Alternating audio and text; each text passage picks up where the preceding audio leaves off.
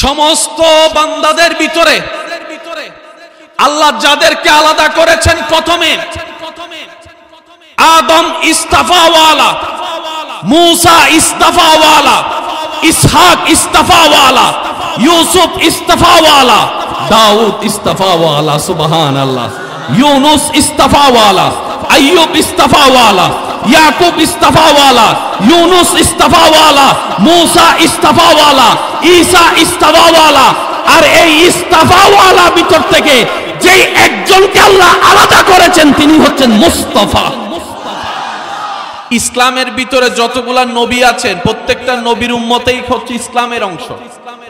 আল্লাহ তাআলা আপনাকে আমাকে ইমামুল আম্বিয়া রাহমাতুল লিল আলামিন নবীর উম্মত করে পাঠিয়েছেন। একটার চাইতে একটা বড় দয়া। কি বলেন আপনারা, ঠিক কি না? মনে রাখবেন ভাই, মুসা নবীর উম্মত যারা মুসা নবীকে মানার মতো মেনেছে তারাও মুসলমান। ভাই বলেন বলেন বলেন, তারা কি? ধর্ম সবার একটাই, আদম থেকে শুরু করে আমাদের নবী পর্যন্ত। ধর্ম কয়টা? এটা অনেক ভাইরা আমরা একটু ভুল বুঝাবুঝি করি। আমরা অনেক সময় মনে করি নবী থেকে ইসলাম শুরু। না, ইসলাম শুরু হয়েছে আদম নবী থেকে। সুবহানাল্লাহ, একটু জোরে বলি। ইসলাম শুরু হয়েছে আদম নবী থেকে, ইসলাম কমপ্লিট হয়েছে আমাদের নবীর টার্মে এসে। এই কোরআনের আয়াতটা যদি একটু মনের চোখ দিয়ে খেয়াল করেন তাহলে সবকিছু ক্লিয়ার হয়ে যাবে। আল্লাহ তাআলা বলে, আল ইয়াউমা আকমালতু লাকুম দীনাকুম ওয়া আতমামতু আলাইকুম নিয়ামাতি। আল্লাহ পাক বলে, হাবিব, আদম থেকে শুরু হওয়া ধর্মটা আপনি নবীর বেলায় এসে আমি আল্লাহ পরিপূর্ণ ঘোষণা করে দিলাম। তাহলে বলেন ধর্ম কয়টা? একটু সবাই বলি, ধর্ম কয়টা? সবচেয়ে প্রাচীন ধর্ম ইসলাম। কারণ আদমের আগে কোনো মানব নাই। আদমের ধর্ম যেটা সেটাই সবচেয়ে প্রাচীন। আদমের ধর্ম যেটা সেটাই প্রাচীন। এবার আদমের ধর্মকে জিজ্ঞেস করলে হবে লা ইলাহা ইল্লাল্লাহ। মন খুলে বলি সুবহানাল্লাহ। আসুন আমরা একটু বুঝার চেষ্টা করি। সব সময় তো শোনাটা হয়, আজকে শোনার সাথে সাথে একটু বুঝার চেষ্টাটা আমরা করব বলি ইনশাআল্লাহ। এই ক্লাসগুলাকে যদি আমরা একটু গুরুত্বর সাথে কাজে লাগাতে পারি, প্রত্যেকটা জুমায় যদি একটা করে অন্তত মাসালা শিখতে পারি, তাহলে জীবনে অনেকগুলো মাসালা শিখা হয়ে যাবে। কি বলেন আপনারা? কিন্তু আমরা তো জুমাতে যাই ওই একামত দেওয়ার, এই যুবকরা আর কথা কয় না। একামতটা দেওয়ার আগে বন্ধুরা কয় আমার একটা মিস কল দিস। আছে না নাই? আছে না নাই? আবার অনেকে আগে ভাগে গেল মসজিদের ওই পিলারের সাইড, দেওয়ালের সাইডটা খুঁজে বাইর করে, সে যায় হেলামটা দিব পিলারে দিয়া, হুজুর আপনার ডিউটি আপনি করেন। বুঝতে পারছি? অধপতন আমাদের এই কারণগুলার কারণেই হচ্ছে।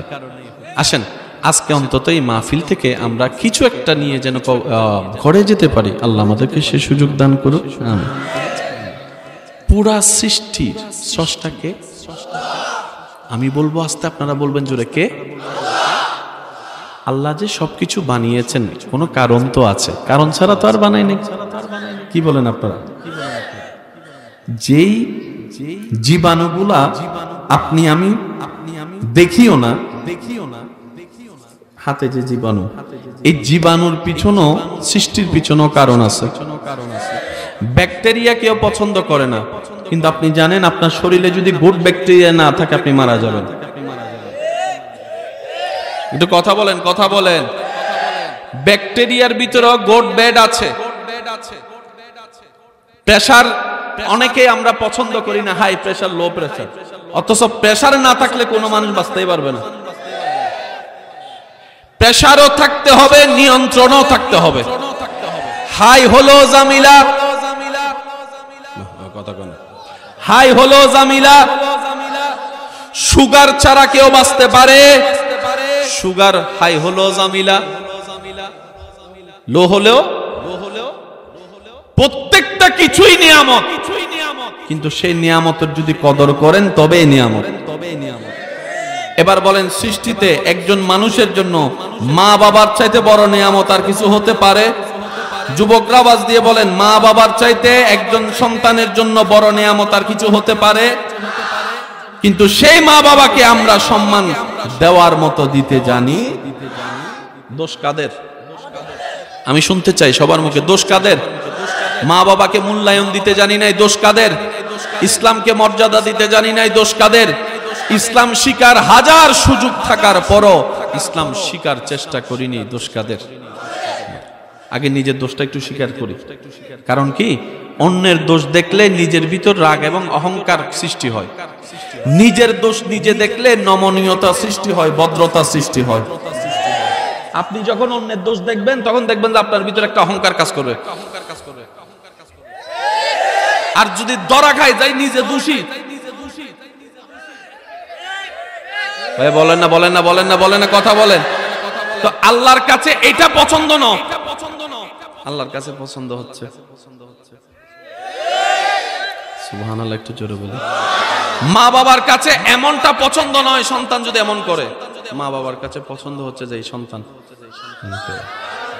সুবহানাল্লাহ বলি না বলি না বলে আরো জোরে জোরে জোরে। সেজন্য আল্লাহ কোরআনে বলেছেন, ওয়া ইবাদুর রহমান আল্লাযীনা ইয়ামশুনা আলাল আরদি হাওনান। চিৎকার দিয়ে বলতে হবে সুবহানাল্লাহ।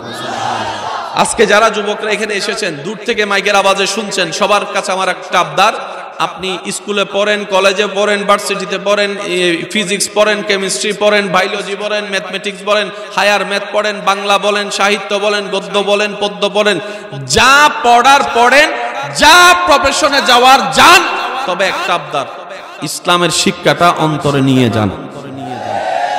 তাহলে আপনার প্রফেশন ডাক্তার হওয়ার থাকলে ডাক্তারও হয়ে গেলেন, ইসলামের খাদেম হিসাবে খেদমতও হয়ে গেল। মনে থাকবে ইনশাআল্লাহ। আল্লাহ তাআলা সব কিছু যিনি বানালেন, সেই আল্লাহ বড় আদর করে মায়া করে মানুষ সৃষ্টি করেছেন। আপনাকে সৃষ্টি করেছেন। এই মানবের ভিতর থেকে এই অঙ্কটা একটু বুঝতে হবে, না হয় পেঁচ লেগে যাবে। আল্লাহ তাআলা সর্বশেষ সৃষ্টি বানিয়েছেন মানুষকে। সর্বশেষ সৃষ্টি কি? তার মানে ফেরেশতা আমাদের জুনিয়র, ফেরেশতা আমাদের, জিন আমাদের, বলেন না বলেন না, আসমান আমাদের, জমিন আমাদের, পাহাড় আমাদের, সাগর আমাদের, জান্নাত আমাদের, জাহান্নাম আমাদের, সবার জুনিয়র মানুষ। মানুষ, এই মানুষের ভিতরে দুই দল, একটা রব মাননেওয়ালা আর একটা রব অস্বীকার করনেওয়ালা। এবার আল্লাহ তাআলা এই মানব জাতিকে কন্ট্রোল করার জন্য কিছু নবী বানাবেন চিন্তা করেছেন। কিছু গাইডলাইন দেওয়ার জন্য শিক্ষক লাগে না, কিছু উম্মতের শিক্ষক বানানোর জন্য আল্লাহ পাক এরাদা করলেন। আল্লাহ তাআলা সমস্ত বান্দার ভিতরে, মাদ্রাসার বাইরে থাকলে একটু মনোযোগ দিবেন, সমস্ত বান্দার ভিতরে দায়িত্ব দেওয়ার জন্য কিছু নবী রাসূল বাছাই করতে গিয়ে আল্লাহ তাআলা বলেন, তুমি একটু সাইডে আসো, তুমি একটু সাইডে আসো, তুমি একটু আলাদা আসো, তুমি একটু আলাদা আসো, তুমি একটু আলাদা আসো। বেশি বান্দা এক সাইডে, একটু একটু আল্লাহ আলাদা করছেন। কোরআন সেই দৃশ্যপটটাকে কোরআনে উল্লেখ করে এইভাবে, ইন্নাল্লাহ আস্তাফা আদামা, আল্লাহ সমস্ত বান্দার ভিতর থেকে আদমকে নবী বানানোর জন্য বাছাই করলেন। সুবহানাল্লাহ। আল্লাহ একজনকে বাছাই করলেন, এই আমি তোমাকে আদম নবী বানালাম। একজনকে বাছাই করলেন, আমি তোমাকে শীষ বানালাম। আরেকজনকে বাছাই করলেন, আল্লাহ বলে যে আমি তোমাকে দাউদ বানালাম। আরেকজনকে বলে তোমাকে ইউসুফ বানালাম। আমি বলতে থাকবো, আপনারা সুবহানাল্লাহ শুধু বলতে থাকবেন। দেখি কিভাবে বলবেন, একটু বলেন তো দেখি, বলেন তো, আশিকের আওয়াজে বলেন তো সুবহানাল্লাহ।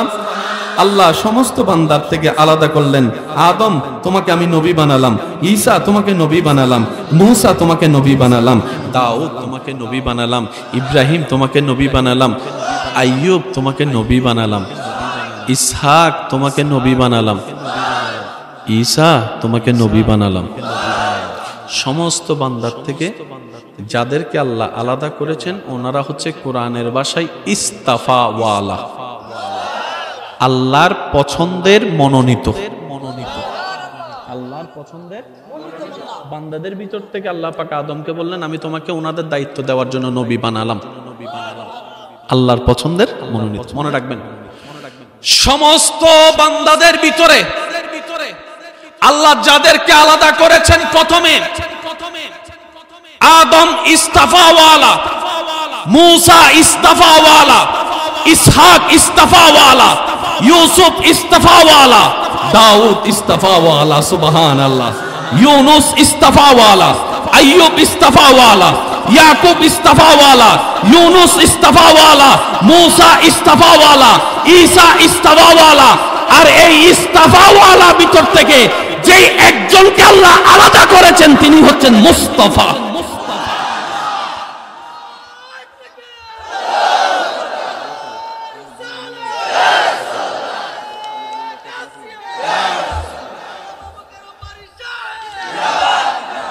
মুসা নবীর উম্মত থাকলে মুখে তালা লাগায় রাখেন, ঈসা নবীর উম্মত থাকলে চুপ করে থাকেন। নবী রহমাতুল লিল আলামিনের উম্মত যারা আছেন তারা একবার কোন সুবহানাল্লাহ।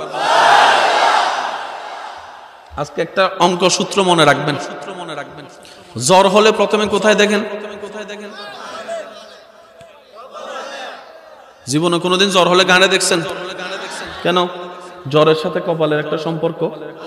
তো কপালের যখন টেম্পারেচারটা হাতে লাগে আপনার অনুভব হয়, তখন আপনি বলেন একটু জ্বর, বেশি জ্বর, ওমারে মা এত জ্বর।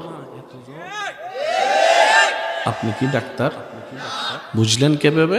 তখন আপনি বলবেন ভাই এই সিম্পল জিনিস বুঝার জন্য ডাক্তার হওয়া লাগে না।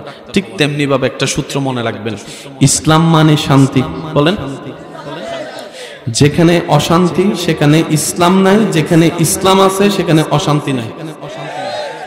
আমি শুনতে পারি নাই আপনাদের আওয়াজটা। যেখানে অশান্তি সেখানে ইসলাম নাই, যেখানে ইসলাম আছে সেখানে অশান্তি নাই। এই সূত্রটা আজীবন মনে রাখবেন। যেখানে অশান্তি ইসলামের নাম দিয়ে ব্যবহার হবে, বুঝতে পারবেন সেটা আসলে ইসলামের অশান্তি নয়, সেটা আমার মনের অশান্তি, আপনার মনের অশান্তি, আমাদের চিন্তার অশান্তি, আমাদের ভাবনার অশান্তি। আর ইসলাম তো সেই ধর্ম, যুদ্ধ বিগ্রহ চতুর্দিকে অশান্তি আর অশান্তি। নবী রহমাতুল লিল আলামিনের কারণে আল্লাহ তাআলা যুদ্ধ বন্ধ করে দিয়েছেন, মেয়ে সন্তানকে জীবন্ত কবর দেওয়া বন্ধ করে দিয়েছেন, মাদেরকে ইজ্জত দিয়েছেন, বোনদেরকে ইজ্জত দিয়েছেন, স্ত্রীদেরকে ইজ্জত দিয়েছেন, ব্যবসায়ীদেরকে ইজ্জত দিয়েছেন, চাকরিজীবীদেরকে ইজ্জত দিয়েছেন, দেশীয় মানুষকে ইজ্জত দিয়েছেন। সবাইকে শান্তিতে থাকার, বসবাস করার ব্যবস্থা যে ইসলাম করেছেন, কথা ডান হাত তুলে দেখাই বলেন ঠিক কিনা?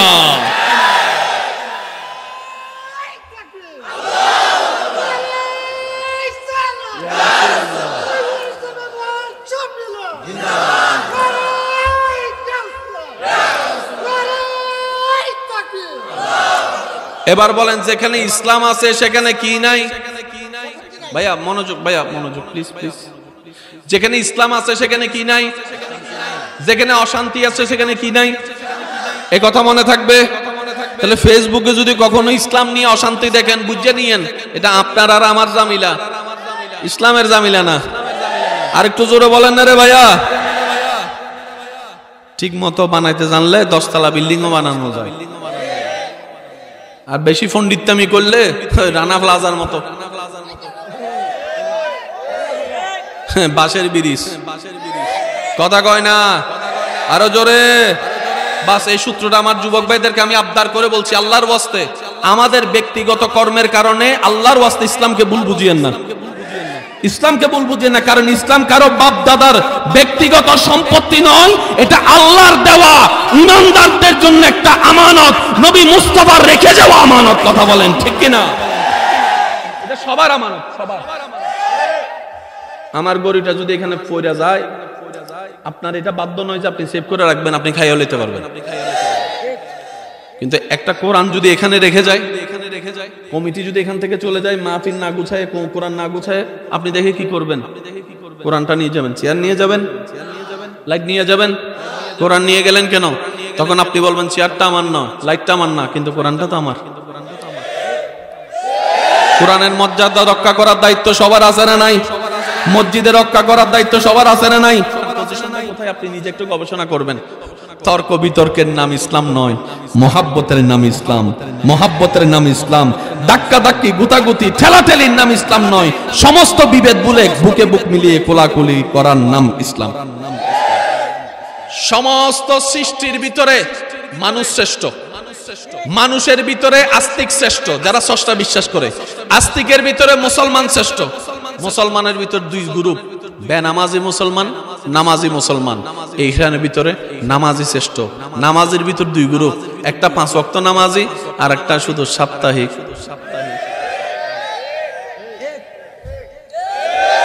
এখানের ভিতর কে শ্রেষ্ঠ? দুই রাকাতে নাকি 5 ওয়াক্ত? 5 ওয়াক্ত নামাজি দুই প্রকার, একটা শুধু 5 ওয়াক্ত আর একটা তাহাজ্জুদ ওয়ালা 5 ওয়াক্ত। 5 ওয়াক্তের তুলনায় তাহাজ্জুদ ওয়ালা শ্রেষ্ঠ। তাহাজ্জুদ ওয়ালার তুলনায় একদম শর্টকাটে বলি মুমিনরা শ্রেষ্ঠ। মুমিনদের তুলনায় ওলি আল্লাহ শ্রেষ্ঠ। ওলি আল্লাহর তুলনায় তবে তাবি শ্রেষ্ঠ। তবে তাবির তুলনায় তাবি শ্রেষ্ঠ। তাবির তুলনায় সাহাবী শ্রেষ্ঠ। সাহাবীর তুলনায় নবীরা শ্রেষ্ঠ। নবীদের তুলনায় রসুলরা শ্রেষ্ঠ। আর আপনার আমার নবী হচ্ছে ইমামুল আম্বিয়া, রসুলের রসুল। এটা সূত্রটা মাথায় রাখবেন। আল্লাহর সৃষ্টিতে রোল নাম্বার 1 আমাদের নবী। না সুবহানাল্লাহ করে যায় কইন দেখি আরেকটু আস্তে করে বলেন তো। আল্লাহর সৃষ্টিতে রোল নাম্বার 1 হচ্ছে আপনার আমার নবী। আপনার আমার রোল নাম্বার কত? বেশি থেকে বেশি সাপ্তাহিক নামাজি আর নয়তো 5 ওয়াক্ত নামাজ। এখানে ভিতর ওলি আল্লাহ আছেন একটাও? কেডা রে? একটু হাত তুলেন তো দেখি ওলি আল্লাহ কেডা। কেউ যদি ওলি কইয়া হাত তুলে তার পিছনে বন্ধু কইব তুই নি বলি বেড়া স্কুলে পিছনে গীতা করছত কইতাম নি আমি। কলেজের নাম দিয়ে যে কই গেছিলি এগুলো কইতাম নি আমি। ইজ্জত কি আর থাকবো? এই কথা কই না, যুবকের আওয়াজ দিয়ে বলেন ইজ্জত আর থাকবে? আপনি আমি হয়তো 2 রাকাতি নামাজি আর না হয় বেশি থেকে বেশি 5 ওয়াক্ত নামাজি। ওলির র‍্যাঙ্ক তো অনেক উপরে। আর এখানে কথা চলছে যিনি আদমের নবী, মূসার নবী, ঈসার নবী, দাউদের নবী, ইব্রাহিমের নবী, ইসহাকের নবী, আইয়ুবের নবী, ইসমাইলের নবী, ইদ্রিসের নবী। সুবহানাল্লাহ বলতে থাকেন না রে ভাইয়া। ইউনুসের নবী, ইউসুফের নবী, আদমের নবী, শীশের নবী, দানিয়ালের নবী, মূসার নবী, ঈসার নবী, ইমামুল আম্বিয়া, রাহাতাল আশিকিন, আল্লাহ ইমামুল আম্বিয়া, রাহাতাল আশিকিন, ওয়ামা আরসালনাকা ইল্লা রাহমাতাল লিল আলামিন, কামলিওয়ালা, মদিনাওয়ালা, দয়াল নবী মুস্তাফা। 2 হাত তুলে দেখাই বলো ঠিক কিনা? আল্লাহু আকবার।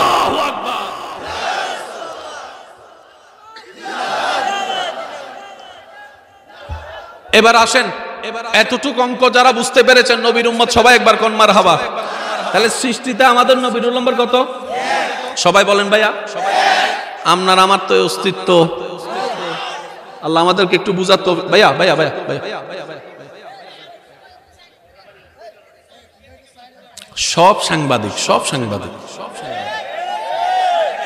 এখন আসল সাংবাদিক হয়ে গেছে হলুদ সাংবাদিক। আগে কোন একটা নিউজ আসলে মানুষ ভয় পাইতো যদি আমার নামটা পত্রিকায় চলে আসে কি তৈব। এখন কয় পত্রিকা আইলে আরো ভালো না, ভাইরাল হয়ে গেছে। আগে মানুষ জেলখানা যাইতে ভয় লাগতো, সমাজে কেমনে মুখ দেখামো, কথা কয় না। আর এখন মাথায় বসে কয় জেলখানায় যতক্ষণ যাবি না ততক্ষণ তোর গলার মধ্যে ফুলের মালা আসতো না, তুই বাইরে এলো না, তুই নেতা হইতে পারতি না। সব এখন সব উল্টা দিকে দূরে, সব উল্টা চলতেছে, কথা কন ঠিক কিনা? কষ্ট নিয়েছেন আমার কথায়? এবার বলেন আপনার আমার নবীর রোল নাম্বার কত সৃষ্টিতে? আর একটু ইমানে আওয়াজে বলেন কত? আর আপনারা সবাই জানেন রোল নাম্বার 1 আর রোল নাম্বার 10 কখনো সমান হতে। এবার আসেন ভাইয়া প্লিজ। অহংকারকারীকে আল্লাহ পছন্দ করে। এবার অহংকার কি কি কারণে হয় আপনারা আমি বলি, আপনারা মিললে নিবেন, না মিললে নেওয়ার দরকার নাই। যদি টাকা বেশি হয়, যদি সুন্দর বেশি হয়, কয়টা? যদি কথাবার্তা একটু স্ট্যান্ডার্ড হয়, সার্টিফিকেট যদি একটু বেশি থাকে, বংশ যদি একটু উজ্জ্বল না, সব কম লাগেনি। Do you know who I am? ঠিক আছে, যদি ভাইয়া মনোযোগ, যদি জ্ঞান সার্টিফিকেট বেশি থাকে অহংকারের শেষ নাই, চেহারা যদি সুন্দর হয় অহংকারের শেষ নাই, টাকা সম্পদ যদি বেশি থাকে অহংকারের শেষ, বংশ যদি ভালো হয় অহংকারের শেষ, পোস্ট যদি ভালো হয় পোস্ট বুঝলো না অহংকারের শেষ, গাড়ি যদি দামি থাকে অহংকারের শেষ, পোশাক যদি দামি থাকে অহংকারের শেষ, যদি ওই বড়র সাথে যদি সম্পর্ক গুড রিলেশন যদি থাকে আর কি, এটাই প্রিয় অভিভাবক সেলফি আরি বুঝেন না রে ভাইয়া, অহংকার শেষ। এবার বলেন একজনের কাছে কি সব কিছু থাকে? কারো কাছে জ্ঞান আছে চেহারা নাই, কারো কাছে চেহারা আছে আকল নাই, কারো কাছে চেহারা আছে ধন সম্পদ নাই, আবার কারো কাছে ধন সম্পদ আছে কিন্তু শিক্ষা। একজন মানুষের কাছে সবকিছু থাকতে পারে। এবার আসুন মনের চোখটা খুলে একটু নবীর দিকে তাকাই। আমি আপনার নবীর কথা বলছি, আপনারটা আপনি ভাবেন। এবার মনের চোখটা খুলে ওই নবীর দিকে তাকাই যিনি আল্লাহর বন্ধু, যিনি মেরাজের দুলা। আমি এদিকে সুবহানাল্লাহ একটু কম শুনতেছি মনে হয়, একটু জোরে জোরে জোরে জোরে। যিনি হাবিবুল্লাহ রবের বন্ধু, যিনি মেরাজের দুলা, যার গাড়ির নাম বোরাক, যার বেড়াতে যাওয়া হচ্ছে লামকান, যার পোশাক হচ্ছে জান্নাতের, একটু জোরে বলেন, যার জ্ঞানের শিক্ষক হচ্ছে আর রহমান আল্লামাল কোরআন, স্বয়ং আল্লাহ, যার সৌন্দর্য দেখে আসমানের চাঁদ পর্যন্ত লজ্জা পেয়ে যায়। আমি শুনি না আরো জোরে বলেন, যার শরীরের গ্রান রাস্তা দিয়ে গেলেই পুরো রাস্তা আলোকিত হয়ে যায় সুগ্রানে, যিনি কদম রাখলে পাটা মোবারক থাকে জমিনে, হাত বাড়ালে হাত চলে যায় জান্নাতের বাগানে। সব দিকে যার আছে ভাইয়া, আচ্ছা একজনের চুপ করতে যায় 10 জনের মাথে, যার সব আছে উনি মক্কার কাবার পাশে। সুবহানাল্লাহ। আমি শুনি নাই 3 দিন নাকি ঘরে খাবার নাই, আমি শুনছি না এখনো। বেদুইনের সাথে কাফেরের সাথে এমন আদর, একজনে এসে আঘাত করলো, নবী আঘাতের ব্যথার কথা জিজ্ঞেস না করে উল্টা তাকে জিজ্ঞেস করছেন, আমাকে মেরে তুমি ব্যথা পাও নাই তো? আমাকে মেরে তুমি ব্যথা পাও নাই তো? যে নবীর ভাত বন্ধ করে দিয়েছে তাকে মক্কা বিজয়ের পরে খাবারের ব্যবস্থা করে দিয়েছেন। নবী রহমতুল লিল আলামিন, আপনার নবী যারা নবীকে আঘাত করেছে তাদেরকে ওপেনলি মাফ করে দিয়েছেন। আপনার নবী রহমতুল লিল আলামিন হাজার অহংকার করার বিষয় থাকার পরও বিনয়ের সাথে চলেছেন আপনার আমার নবী রহমতুল লিল। আমাদের সমাজে একটা কথা প্রচলন আছে, মুরব্বীরা হয়তো আমার সাথে একমত হবেন, হঠাৎ করে যে বড় লোক হয়, মানে বংশের মধ্যে তেমন টাকাওয়ালা কেউ ছিল না, হঠাৎ করে হয়ে গেছে, হে আর বন্ধু চিনে না, হে আর বন্ধু চিনে। আর নবীজি বলছেন, আবু বকর তুমি আমার দুনিয়ার বন্ধু, তুমি আমার কবরের সাথী, তুমি আমার হাসরের সাথী। আবু বকর এই বন্ধুত্বের হাত শুধু দুনিয়া পর্যন্ত নয়, জান্নাতেও তুমি আবু বকর আমি মুস্তাফার সাথে থাকবে। অহংকার যখন বেড়ে যায় বন্ধু চিনে না। আর এখানে আপনার আমার নবী যাকে সবাই দাস বলতো, সে বেলাল রাদিয়াল্লাহু তাআলা মুখে টেনে বুকের সাথে লাগায়, বলে ও বেলাল বুকে আসো, ও বেলাল বুকে আসো। সুবহানাল্লাহ বলে না? কালো চেহারার রং কালো, শরীরের রং কালো, কেউ পাশে বসতে দেয় না যাকে, তাকে আপনার আমার নবী বলে, বেলাল তোমাকে কেউ দাম দেয় না। ইয়া রাসূলুল্লাহ আমি তো একত গরিব, দ্বিতীয় নম্বর হচ্ছে কালো, তৃতীয় নম্বর হচ্ছে অশিক্ষিত, চতুর্থ নম্বর হচ্ছে আমার সম্পদ নাই, পঞ্চম নম্বর আমার কোনো বংশ ভালো নাই, কেউ আমাকে 2 পয়সার দাম দেয় না। নবী মুস্তাফা বলে, কেউ দাম দেয় না, কেউ দাম দেয় না, সবাই নিচু করে রাখে। আল্লাহর হুকুম আসলো, নবী বলে, বেলাল কাবার উপরে উঠো।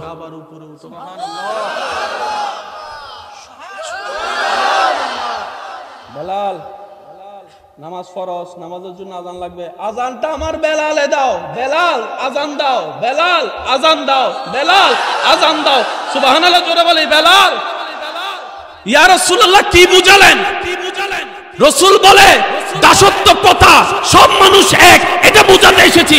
বেলাল এতদিন সবার কথাই তুমি চলেছো, আজকে তুমি আজান দিবা, হাইয়া আলাস সালাহ বলবা, আবু বকর তোমার ডাকে আসবে, ওমর তোমার ডাকে আসবে, ওসমান তোমার ডাকে আসবে, আলী তোমার ডাকে আসবে, হাসান তোমার ডাকে আসবে, হোসেন তোমার ডাকে আসবে, বড় বড় জান্নাতীরা তোমার ডাকে ডাকে সুরে হাইয়া আলাস সালাহ শুনে নামাজের দিকে আসবে।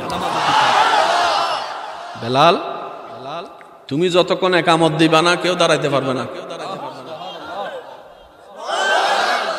আমি আপনার নবীর কথা বলছি। বেলাল, এ সাহাবারা শুনো, আমার বেলাল যতক্ষণ একামত দিবে না, বসে থাকো, দাঁড়াবা না, আমার বেলাল যখন একামত দিবে, সময় হলে,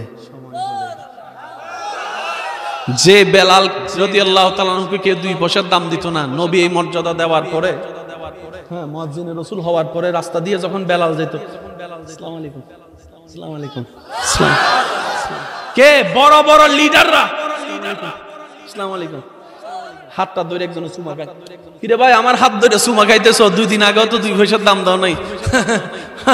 হায় হায় হায়, জব তক বি কানা তা, উলামায়ে কেরাম দুয়ার মौजूद, जब तक बीका न था कोई पूछता न था, आपने खरीद कर हमें अनमोल कर दिया, अनमोल कर दिया, अनमोल कर दिया।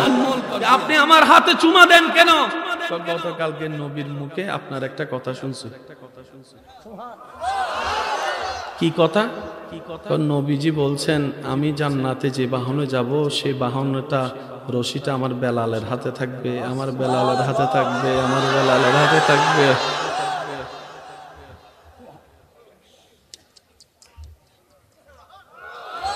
সেজন্যই তো বলে দামির লগে লাগলে দামি হয়, সৎসঙ্গে স্বর্গবাস, অসৎসঙ্গে সর্বনাশ। বেনামাজির লগে চলতে থাকলে বেনামাজি হয়ে যাবেন।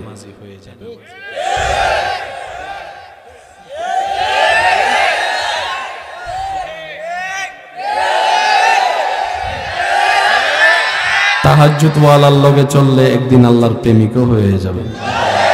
সেই কথাই আল্লাহ কোরআনে বলেছেন, ওয়াকুনু মা'আস সাদিকিন। কষ্ট হচ্ছে ভাই আপনাদের?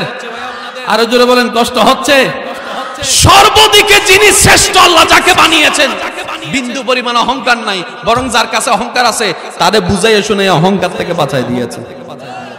একটা কথা মনে পড়ছে, বলবো ভাইয়া?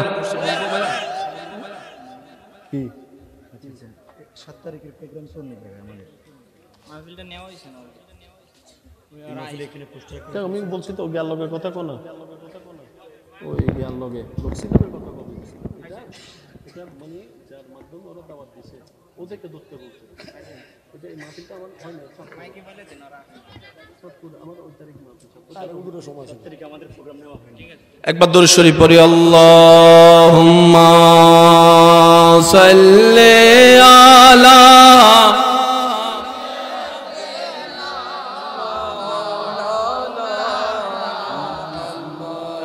ওয়া আলা আলি।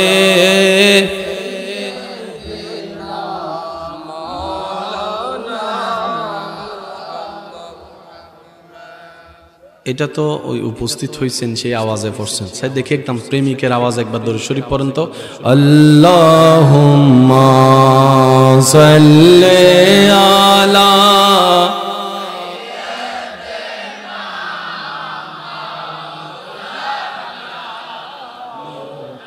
ওয়া আলা আলি সাইয়্যিদিনা মাওলানা। একবার বলি আলহামদুলিল্লাহ। আল্লাহ আমাদের নবীকে সর্বদিকে দিয়ে দিয়েছেন রোল নাম্বার। ভাই বলেন রোল নাম্বার। মানুষ প্রেমে পড়ে কয়েকটা কারণে, যদি আমি ভুল বলে না থাকি আমাকে একটু রিপ্লাই দিবেন। কেউ চেহারা দেখে প্রেমে পড়ে, কেউ চোখ দেখে প্রেমে পড়ে, কেউ আওয়াজ শুনে প্রেমে পড়ে, কেউ হাসি দেখে প্রেমে পড়ে, কেউ ব্যবহার দেখে প্রেমে পড়ে। একটু জোরে বলেন না। কেউ ব্যবহার দেখে প্রেমে পড়ে, কেউ আচার আচরণ দেখে প্রেমে পড়ে। এই কথায় যারা একমত আছেন তারা বলি মারহাবা। জোরে বলেন মারহাবা। আল্লাহ তাআলা আমাদের নবীর চেহারাকে এমন ভাবে বানিয়েছেন, আবু জাহেলের মতো বাটপারও কখনো আপনার আমার নবীর চোখে চোখ রেখে কথা বলতো না। আরেকটা জিনিস মনে রাখবেন, আবু জাহেল আপনার আমার নবীর আপন চাচা নয়। আপনাদের এখানে অনেক ফারাইল্লা দাদা আছে না, মানে এলাকার গ্রামের দাদা চাচা, ও ছিল ওইরকম আপন চাচা। বলেন আপন চাচা। আবু জাহেল কখনো নবীর চোখে চোখ রেখে কথা বলতো না। তো জগৎ জিজ্ঞেস করে কি তারে, আবু জাহেল তুই তো পিছনে অনেক কথা বলস, সামনে গেলে চেহারার দিকে তাকাস না কেন? চেহারাটা তো সুন্দর, এত মায়া, মনটাই গলে যায়, মনটাই গলে যায়, মনটাই গলে যায়। মনে রাখবেন, পৃথিবীর সবাই তার ভালোবাসার মানুষকে খুশি করার জন্য, সুন্দর বেশি প্রমাণ করার জন্য উদাহরণ দেয়, তোমার চেহারাটা চাঁদের মতো, তোমার চেহারাটা চাঁদের মতো। কথা বলেন না ভাই, ভাই কথা বলেন, তোমার চেহারাটা চাঁদের মতো। মনে রাখবেন, হযরত আনাস রাদিয়াল্লাহু তাআলা বলে, বড় পূর্ণিমার রাত মদিনার ভুবনে আমি হাঁটলাম, ওইদিকে পূর্ণিমার চাঁদ আপন জোশ নিয়ে প্রজ্বলিত হয়ে আছে, ওদিকে মুস্তাফা নবী হুজরা শরীফ থেকে বের হয়েছে, হুজরা শরীফ থেকে বের হয়েছে। আমার নজর কিছুক্ষণ চাঁদের দিকে, কিছুক্ষণ নবীর দিকে, কিছুক্ষণ চাঁদের দিকে, কিছুক্ষণ নবীর দিকে, কিছুক্ষণ চাঁদের দিকে, কিছুক্ষণ নবীর দিকে। আমি আনাস বললাম, ওই চাঁদের তুলনায় 1000 গুণ বেশি সুন্দর আমার নবী মুস্তাফার চেহারা মোবারক, চেহারা মোবারক, চেহারা মোবারক। চিৎকার দিয়ে বলেন সুবহানাল্লাহ।